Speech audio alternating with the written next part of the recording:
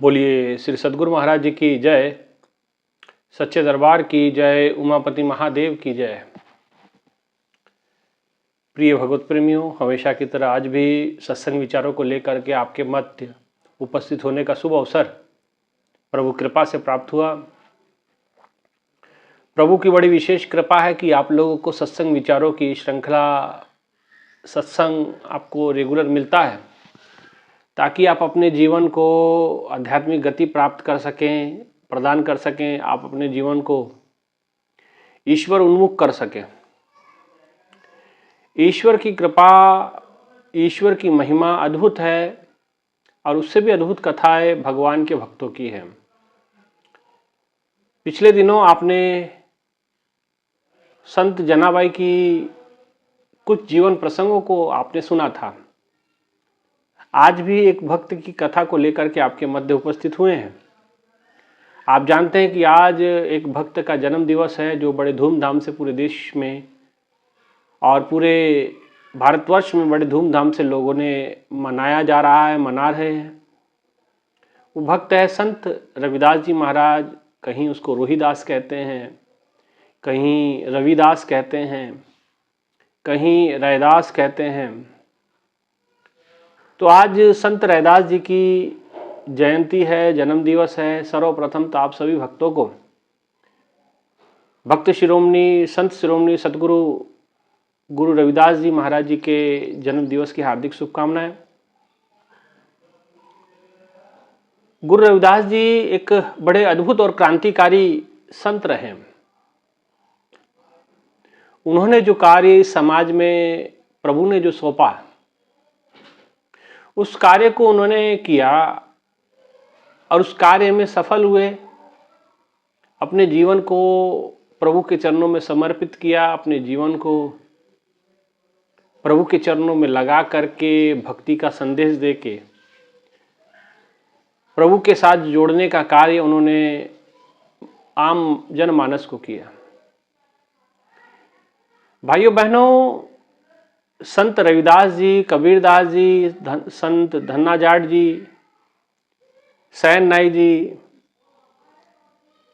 ये रामानंद जी के शिष्य हुए हैं, जिसको आज आप रामानंदाचार्य के नाम से जानते हैं। और अगर उसको और आगे पीढ़ी में जाओगे तो रामानंदाचार्य ही परंपराओं में आगे, वो अभी आज के समय में राम भद्राचार्य जी उसी पथ पे, उसी परंपरा में हैं। तो रामानंदाचार्य जी के शिष्य कबीरदास रविदास जी थे। और इनके जीवन के बारे में ऐसा आता है कि हालांकि गुरु शिष्य का रिश्ता तो जन्मों जन्मों का है।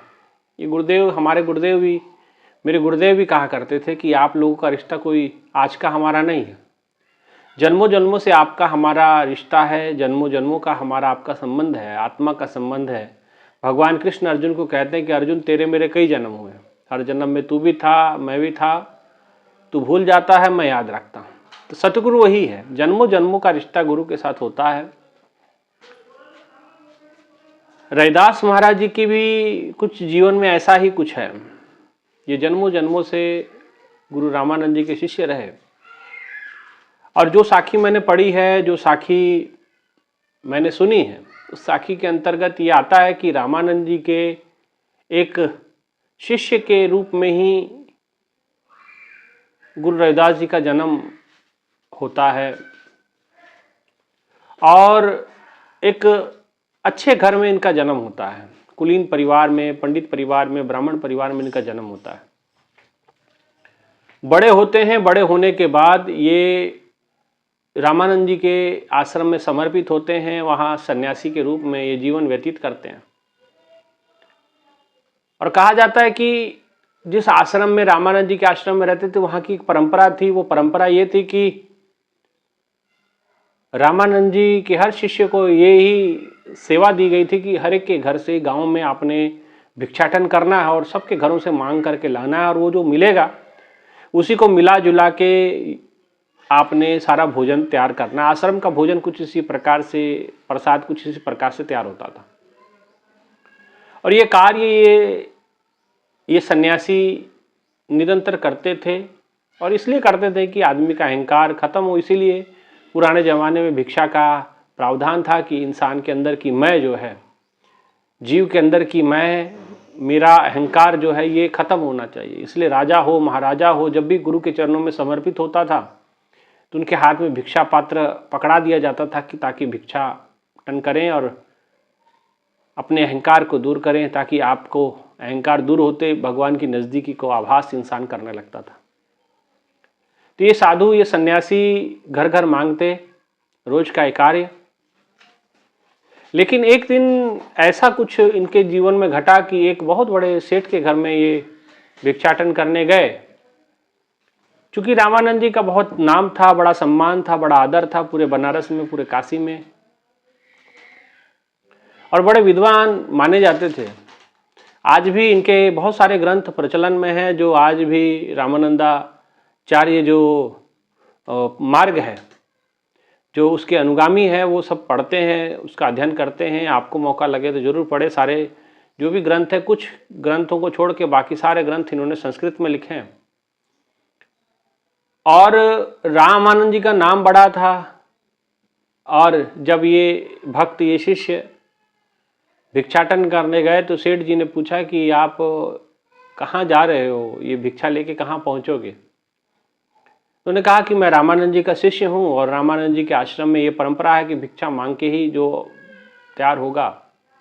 तो बोले अब मैं आपको इतना दे देता हूँ कि आपको कहीं और जाने की आवश्यकता नहीं पड़ेगी। और कहाँ जाओगे अब मांगने के लिए? सेठ जी ने कहा, संत ने कहा, भक्त ने कहा कि महाराज अब इसके बाद इस गली में जाना है, बाकी पूरे गांव में तो। बोले उस गली में क्या करोगे जाके, वहाँ तो चमार जाति के सब लोग रहते हैं, वहाँ छोटी जाति के लोग हैं, वहाँ मांग करके क्या लाओगे अपने? आज मैं इतना ही दे देता हूँ कि आपको कहीं मांगने की जरूरत ही नहीं पड़ेगी। और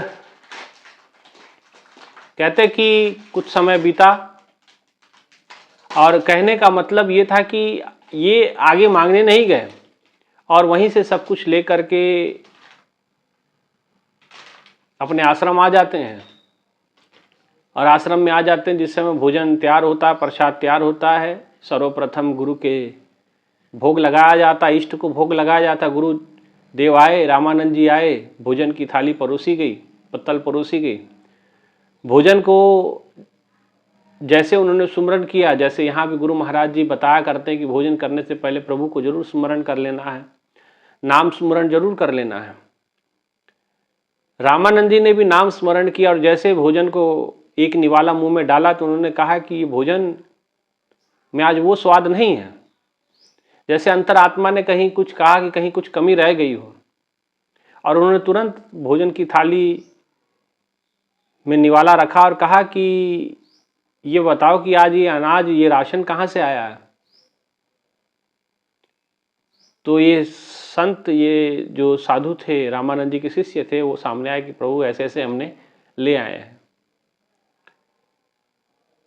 तो रामानंद जी ने कहा कि आज फिर इसमें कुछ हमें अच्छा क्यों नहीं लग रहा है, भोजन करने में रुचि क्यों नहीं आ रही है? क्या महाराज हमें नहीं पता। रामानंद जी ने ध्यान लगाया कि बता, और किसी के घर में आज भिक्षा नहीं मांगी क्या? तो इन्होंने कहा कि हाँ, वो कुछ ऐसी जाति के लोग थे, चमार जाति के लोग थे।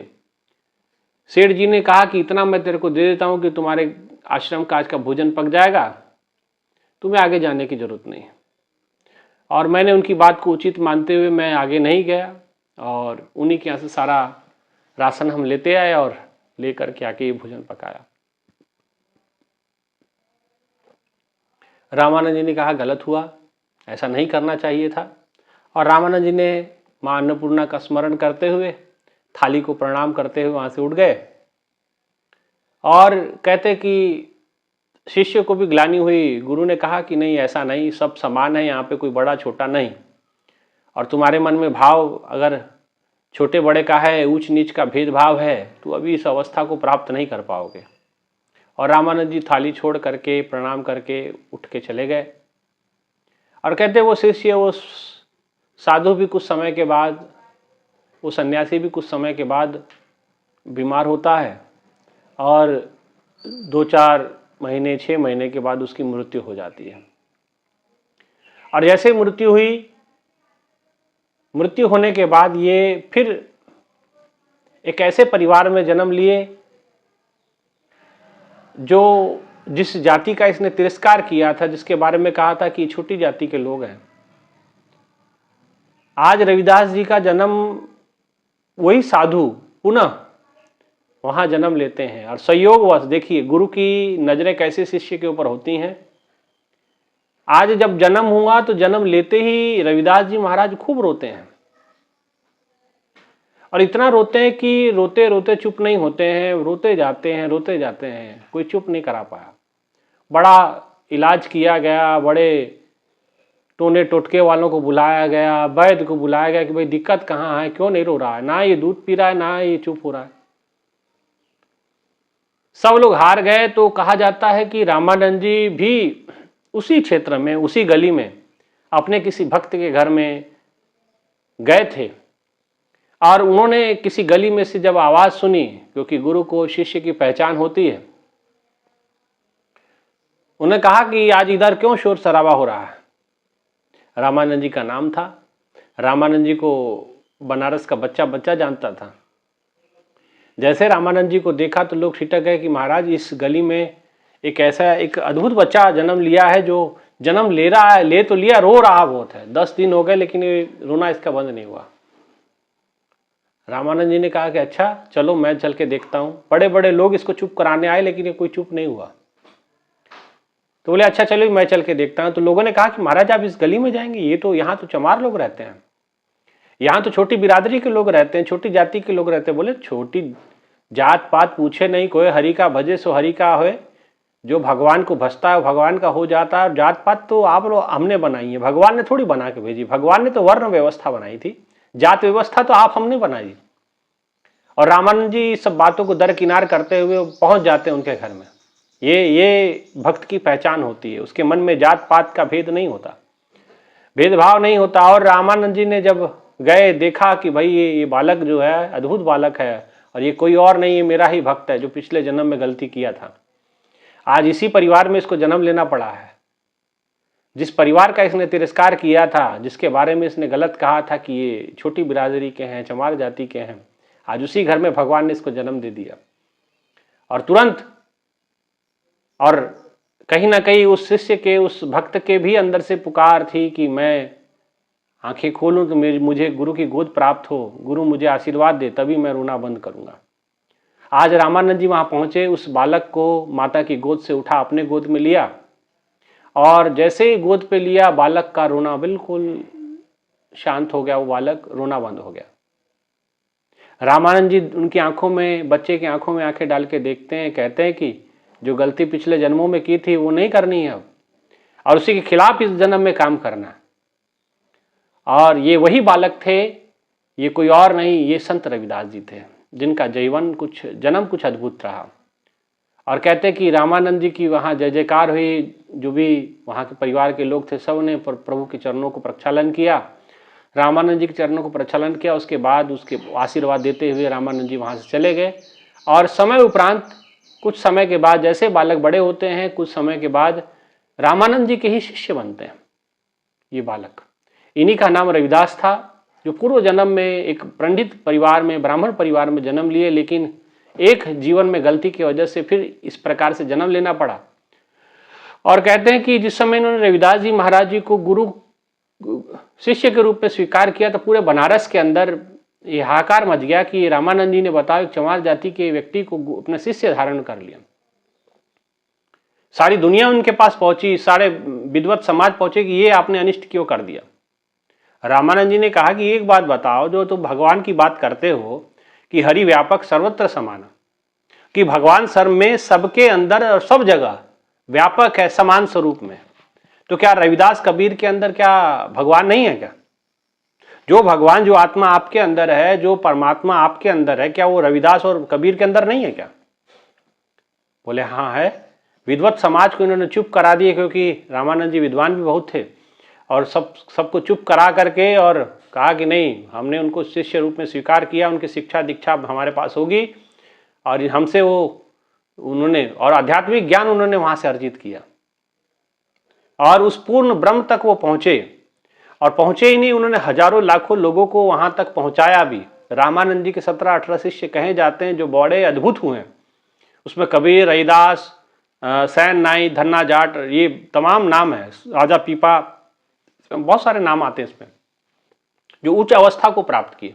तो रविदास महाराज जी के जीवन का ध्येय गुरु ने बताया था कि आपको इस जात पात के खिलाफ, कबीरदास जी, रविदास जी को स्पेशल इसी काम के लिए लगाया गया था।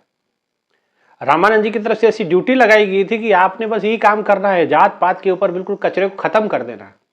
और रामानंद जी और के आज्ञा पे कबीरदास जी और रविदास जी, जो कि समकालीन हुए हैं, उन्होंने कड़ा प्रहार किया जातिवाद के ऊपर में। छोटे परिवार में जन्म लेकर के अभाव में, साधनों के अभाव में जीवन व्यतीत किया और जीवन व्यतीत करते हुए उन्होंने उस उच्च अवस्था को प्राप्त किया और सिद्ध किया।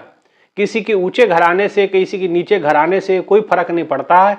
भगवान भाव का भूखा है, भगवान पे सबका अधिकार है और भगवान सबका है। सब मम प्रिय सब मम उपजाए, भगवान तो स्वयं कहते कि सभी मुझे प्रिय है, सभी मैंने उपजाए हैं। और जब सबके सब का प्रिय परमात्मा है और सबको प्रेम करने वाला परमात्मा, तो परमात्मा पे किसी एक की बपौती नहीं हो सकती, किसी एक का अधिकार नहीं है, वो सबका है। सबको उसकी भक्ति करने का अधिकार है सबको। और भक्ति के संदर्भ में जो गलत फहमियां थी, ये छोटे बिरादरी के लोग भक्ति नहीं कर सकते, तिलक नहीं लगा सकते, ये नहीं कर सकते। बड़े बड़े पंडित, बड़े बड़े विद्वान रविदास जी महाराज जी के भक्त बनते हैं।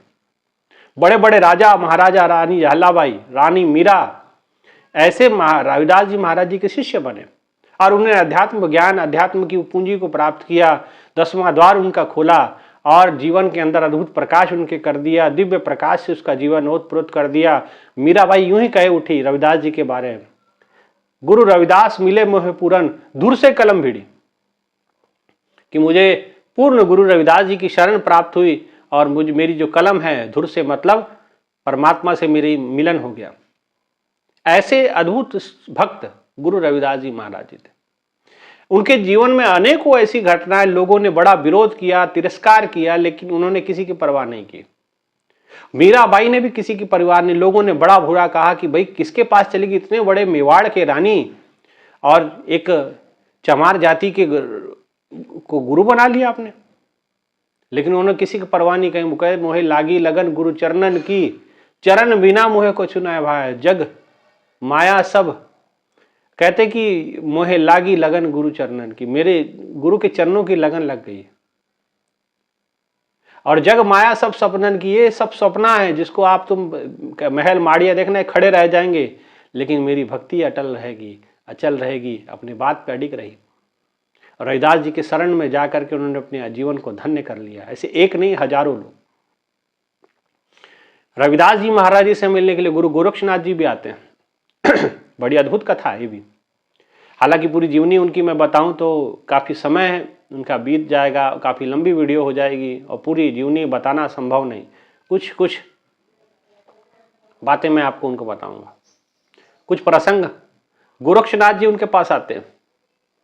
गुरु गोरक्षनाथ जी आते हैं और उन्होंने देखा कि इतने अद्भुत संत हैं, इतने अद्भुत भक्त हैं, इतने अद्भुत परमात्मा के प्रेमी हैं, और लेकिन जिस समय वो काम देखा, बड़ी गरीबी में, कपड़े फटे हुए हैं और चमड़ा गाट रहे हैं, उनकी गरीबी को देखा तो गोरक्षनाथ जी ने कहा कि रविदास, आप ये पारस पत्थर रख लो। रविदास जी ने कहा कि महाराज जी, मैं इस पारस पत्थर का क्या करूंगा। गोरक्षनाथ जी ने कहा, पारस पत्थर से क्या करोगे? अरे पारस पत्थर से आप जिसे इसे छुआ दोगे, सोने पत्थर को पारस पत्थर को, लोहा सोना बदल जाएगा।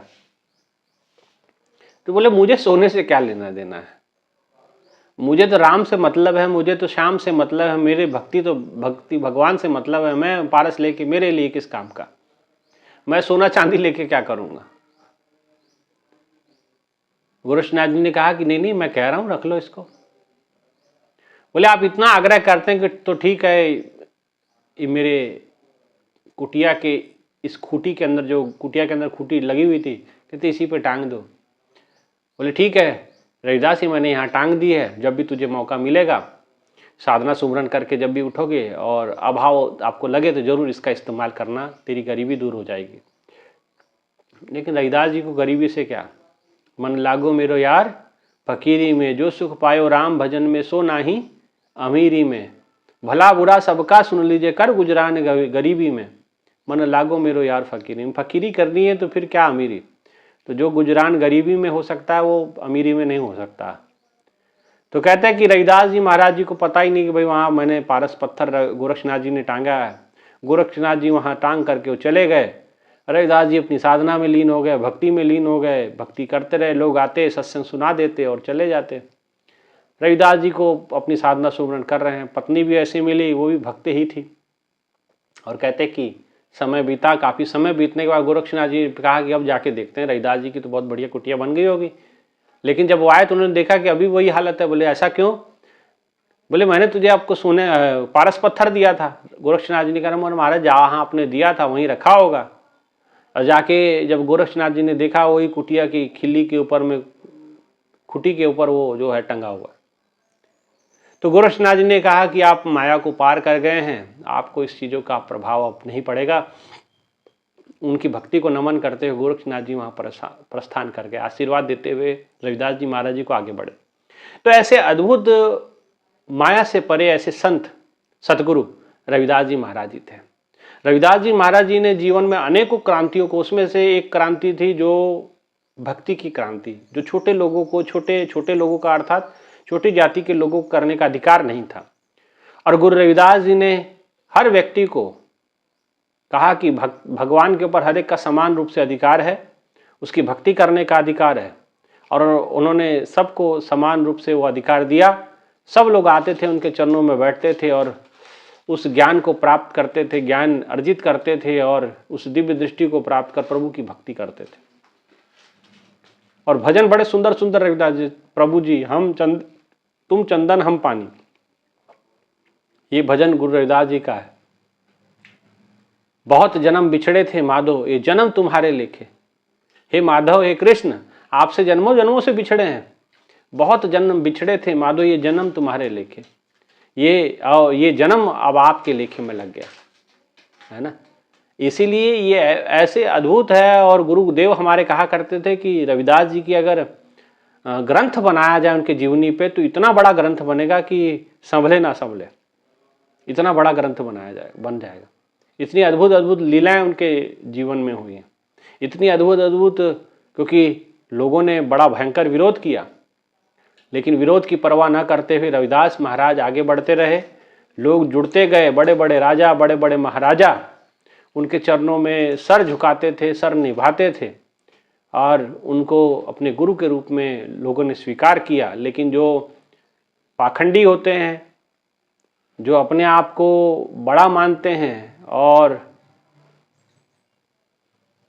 भक्तों को नीच समझते हैं, ऐसे लोगों ने विरोध करना शुरू किया। लेकिन उनकी एक ना चली, बहिष्कार किया। बोले कर लो बहिष्कार जिसको करना, लेकिन जो प्रभु का प्रेमी है वो जरूर आएगा मेरे पास। प्रभु एक ऐसी शक्ति है, भगवान एक ऐसी शक्ति है, जिसके पास भगवान होता है उसके पास लोग जरूर पहुंचेंगे, कैसे मर्जी पहुंचे लेकिन पहुंचेंगे जरूर।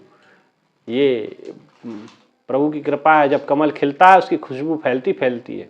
और रविदास जी महाराज जी जब साधना फलीभूत हुई और उस साधना की खुशबू, उस तपस्या की खुशबू फैलने लगी समाज में चारों ओर, तो पंडित समाज को तो बड़ा हो गया कि भैया क्या हुआ। तो एक राजा, बड़े महान राजा हुए, उन्होंने रविदास जी महाराज जी को गुरु के रूप में स्वीकार किया और एक बहुत बड़ा भोज का आयोजन किया।